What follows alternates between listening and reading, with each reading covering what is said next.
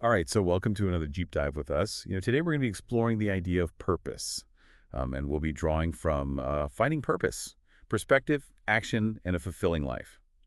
I think this deep dive, it's really for anyone who's ever felt maybe a little lost, or even if you're just, curious about how to find more meaning in everyday life. We'll be looking at how we can approach things like work and relationships, and even aging through the lens of purpose. One thing that really struck me about this article was how it starts off talking about kids and how they have this natural curiosity, almost like they're just like hardwired for purpose. Yeah, it's true. When you're a kid, like everything feels like a big adventure, Yeah. like building a fort. That's not just playing. It's like a major architectural project. Yeah. But then the article makes this point about how like as we grow up, societal pressures start to kind of like bury that instinct. We get so caught up in what we should be doing. Have you ever like thought back to those childhood passions and wondered like where did that sense of purpose go? Oh, absolutely. I think we all have those moments. But what I appreciate about this article is that it really emphasizes that purpose doesn't have to be this big, elusive thing. It's not about like finding your one true calling or anything. It's more about looking for what the article calls juice in everyday life. Okay, so juice. That's an interesting term. What exactly do they mean by that?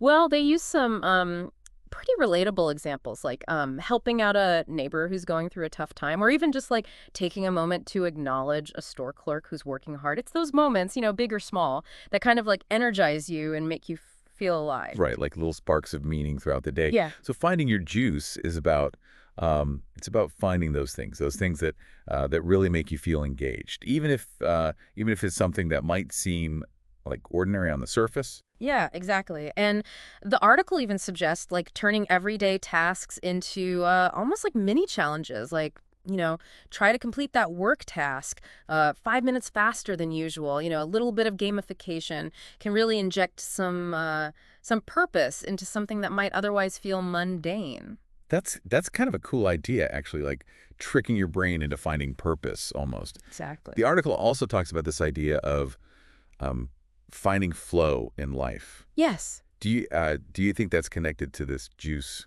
concept? Oh, absolutely. I mean, when you're in a state of flow, you're so completely absorbed in what you're doing that you kind of lose track of time and you just feel like totally energized. I think those are pretty strong indicators that you found your juice, so to speak. Okay. So how can someone listening, how can they identify their own juice moments? Does the article offer any like practical tips for that? Yeah, they suggest paying attention to the activities that make you feel truly alive.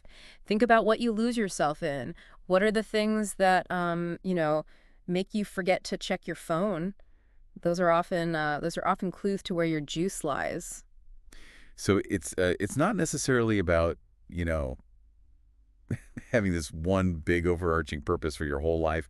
It's more about those smaller moments, those sparks of energy and engagement that you find throughout the day. Exactly. And then it's about figuring out how to cultivate more of those moments in your life. So the article uses this phrase, moving toward life, as a kind of philosophy for finding purpose.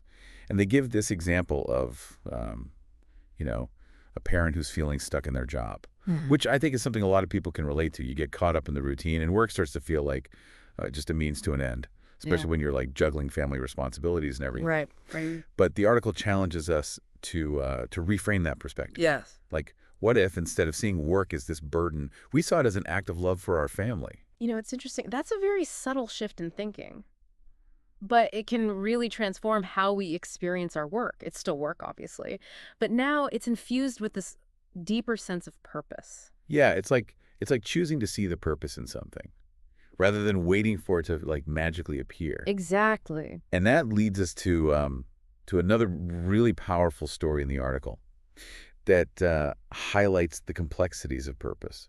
The story of the immigrant doctor from India. Right. His dedication to his family was just like so moving. He worked tirelessly to provide for them, even at the cost of his own health. It really makes you think about the lengths people will go to when they're driven by a deep sense of purpose. And it also raises some important questions about the role of cultural values, in shaping our sense of purpose. I mean, for this doctor, his self-sacrifice was rooted in a profound sense of family duty, which was clearly, a value that was incredibly important to him. It's a good point. Like what might be seen as a fulfilling life in one culture Yeah. could be totally different in another. Absolutely. And the article doesn't try to, you know, give a universal definition of purpose. It's more about recognizing how our backgrounds and experiences shape our own unique paths. Right. So we have this like inherent sense of purpose as children. Then societal pressures come in and kind of complicate things. And then our cultural values add like another layer of complexity. Mm. It seems like finding our juice requires us to like sort through all these influences Yeah, and figure out what really resonates with us as individuals. I think that's a great way to put it. It's a process of, self-discovery, Yeah. and it's something that we have to actively engage in. Now, the article also introduces us to this pretty remarkable woman who was 102 years old. And what struck me about her story was she had a 10-year plan. Oh, yeah. That was amazing. Even at 102, she was like actively planning for the future. Mm. And with so much enthusiasm, it really it challenges those, Yeah. those narratives we often hear about aging being a period of decline. It's true. I mean, she just embodies this idea that growth and possibility Yeah. are not limited by age. So what exactly did she have on her 10-year plan? Yeah. I'm like dying to know. What can we learn from her approach to, to this stage of life? Well, she talked about wanting to travel to new places Yeah. and learn a new language. She even mentioned taking up painting. I mean, it's just her whole outlook really highlights the idea that purpose isn't something that, just disappears as we get older. It's so inspiring. Instead of seeing aging as this time to wind down, she's treating it as an opportunity for Yeah. for new adventures and experiences. It really makes you wonder what possibilities we might be closing ourselves off to just because of our own preconceived notions about aging, right? Absolutely. It's like we need to rewrite the script on aging. And the article, it also touches on her perspective on death, which I thought was particularly powerful. Oh, yes. She describes it as a transition, like entering a dream. I thought that was such a beautiful analogy. It is. It really reframes how we think about death, Yeah. taking away some of the fear and replacing it with a sense of peaceful acceptance. Yeah, it's like Okay. it's like death is not the end of purpose, but rather like a continuation of the journey in some way. Exactly. And it ties back into this idea that purpose isn't this, static thing. It's a continuous thread woven throughout our entire existence. This whole deep dive is really making me rethink. Mm. Like the whole concept of purpose, it's not just about achieving something specific or having this like grand plan. It's more about how we approach each stage of life, finding those moments of juice and just embracing the journey as a whole. I think that's a beautiful way to sum it up. It's about the journey, not the destination. Now, the story is the father's sacrifice. It also brings up this question of like, how much are we willing to give up in pursuit of our purpose? Where's the line between dedication and self-preservation? That's a tough question, and I don't think there's an easy answer. The article doesn't, give us a step-by-step guide on how to find that balance, but it does encourage us to really examine our own values and motivations. Like, what are we willing to sacrifice, and for whom? It's a personal reflection that we all have to make. Like, what feels right for me? It's about finding that sweet spot between, Yeah. Pursuing our passions and honoring our own well-being. And it's okay if that balance shifts over time, too, Yeah.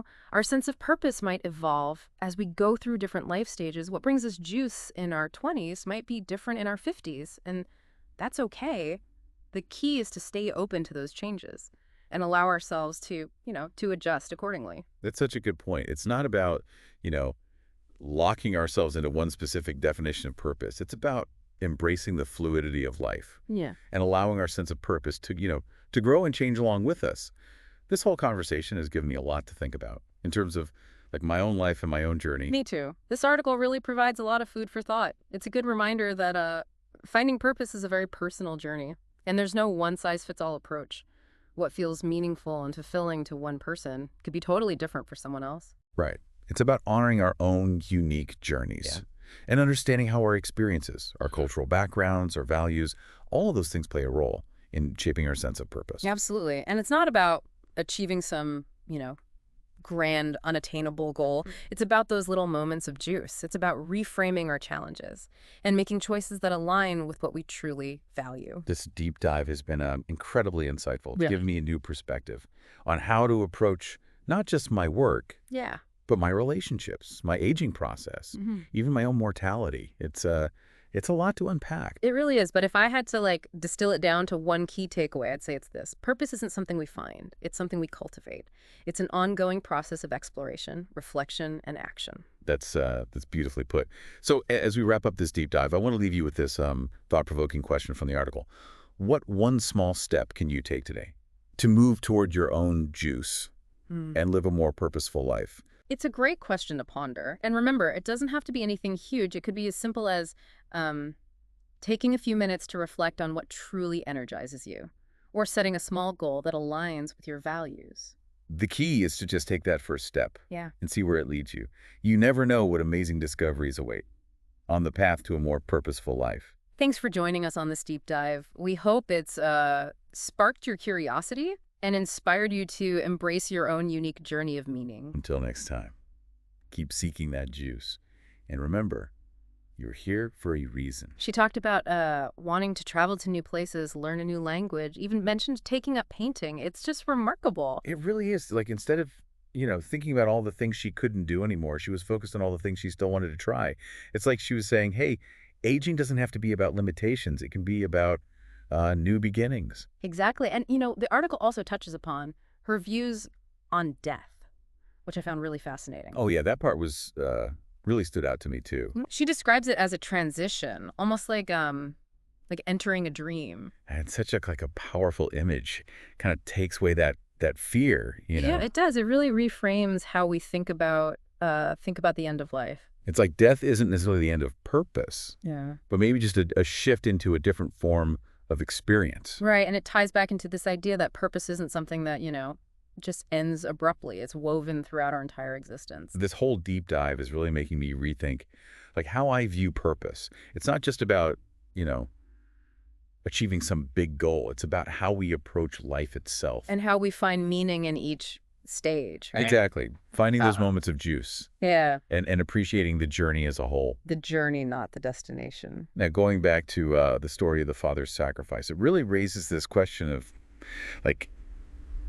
how much are we willing to give up for our purpose? Mm-hmm. Where's that line between, dedication and self-preservation? It's a complex issue for sure, and I don't think the article pretends to have all the answers. But it does encourage us to, to examine our own values. What are we willing to sacrifice? And for whom? Yeah, it's about asking ourselves those tough questions. Like, what truly matters to me? What am I willing to put on the line? And it's also about recognizing that balance might change over time. Our sense of purpose might evolve as we move through different stages of life. Right, like what energizes us in our 20s might not be the same thing that energizes us in our 50s. And that's okay. The key is to be open to those shifts and allow ourselves to, to adjust accordingly. It's not about finding this one perfect definition of purpose and sticking to it rigidly. It's about embracing the fluidity of life. The ever-changing nature of things. Exactly. And allowing our sense of purpose to evolve along with us.